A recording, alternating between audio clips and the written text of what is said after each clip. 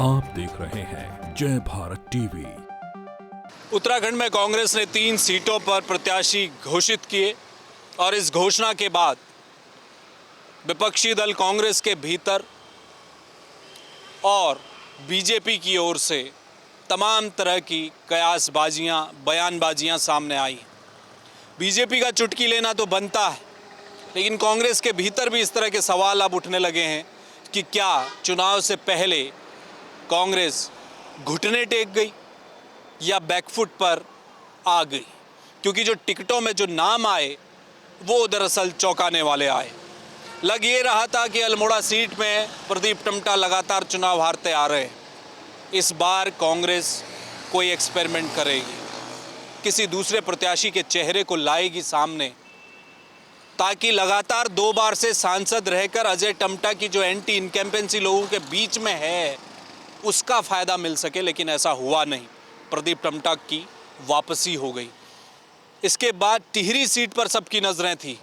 रानी को कमज़ोर प्रत्याशी माना जा रहा था, उनके खिलाफ भी लोगों में रोष है, वो जनता के बीच घूमती नहीं है। इस बात को लेकर चर्चाएं होती रहती हैं, सवाल खड़े होते रहते हैं। तो क्या टिहरी सीट पर कांग्रेस के पास इस बार मौका था कि रानी साहिबा के आगे कोई एक ऐसा नाम ले आते जो जनता के बीच का हो?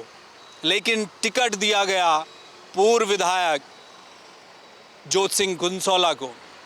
वो जोत सिंह गुनसोला जो लगभग सक्रिय तो नहीं है, लोग कह रहे हैं कि निष्क्रिय ही थे राजनीति में।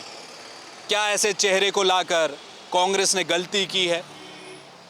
और वहीं पौड़ी लोकसभा सीट पर कांग्रेस ने जो प्रत्याशी लाए गणेश गोदियाल, वो कमोबेश बाकी 2 प्रत्याशियों के मुकाबले में मजबूत दिखाई दे रहे हैं, क्योंकि गणेश गोदियाल पूर्व अध्यक्ष रह चुके हैं और तमाम पौड़ी गढ़वाल के क्षेत्र में बड़े बड़े मुद्दे, छोटे मुद्दे, हर किसी मुद्दे पर जनता की आवाज़ को उठाते हुए सड़कों पर दिखाई दिए हैं, इसमें कोई 2 राय नहीं।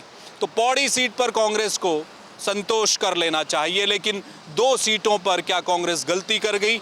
अब हरिद्वार बची है और उसके बाद उधम सिंह नगर बची है, वहाँ भी लड़ाई चल रही है। यशपाल आर्या चुनाव लड़ने से इनकार कर चुके हैं।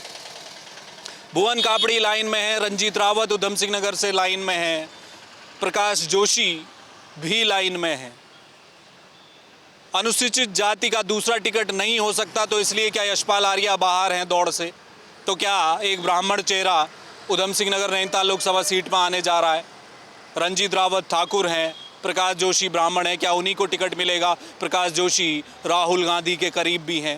भुवन कापड़ी का क्या होगा, ये आने वाला वक्त बताएगा। हरिद्वार में पेच फंसा हुआ, कांग्रेस के भीतर के झगड़े ही खत्म नहीं हो रहे।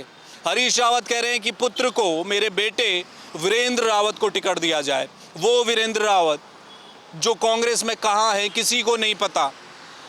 वो संगठन में कोई पदाधिकारी हैं, किसी बूथ के अध्यक्ष हैं, किसी मंडल के अध्यक्ष हैं, क्या हैं, कुछ नहीं पता वीरेंद्र रावत के बारे में। वो टिकट के दावेदार हैं। हरीश रावत अपने बेटे की पैरवी कर रहे हैं। चर्चा उमेश कुमार की भी चल रही है, जो निर्दलीय विधायक हैं खानपुर से। क्या कांग्रेस का एक धड़ा उमेश कुमार को कांग्रेस में लाना चाहता है? क्या प्रभारी कांग्रेस की कुमारी शैलजा, उनसे लगातार मुलाकातें हो रही हैं उमेश कुमार की?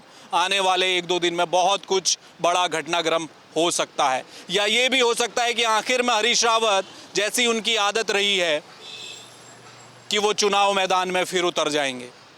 तो ये वक्त कांग्रेस के लिए उत्तराखंड में बहुत कुछ सिखाने, सबक लेने का है। सबक तो पुराने चुनाव से कांग्रेस लेती हुई नहीं दिखाई दे रही है।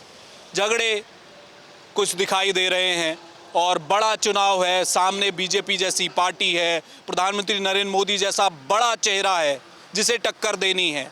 वो टक्कर कैसे कांग्रेस देगी?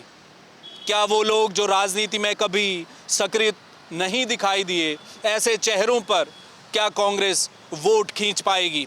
काडर वोट कांग्रेस को मिल जाएगा, उसमें कोई 2 राय नहीं, लेकिन वो वोट बैंक कैसे खींचेगी कांग्रेस, जो इस बार सत्ताधारी दल को वोट नहीं देना चाहता है? उसके सामने क्या विकल्प होगा, कोई चेहरा क्या होगा?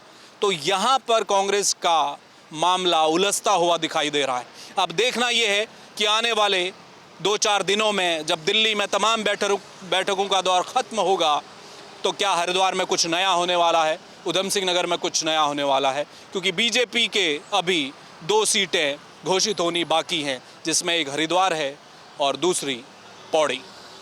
कैमरामैन मयूर उपाध्याय के साथ हेमभट्ट, जय भारत टीवी।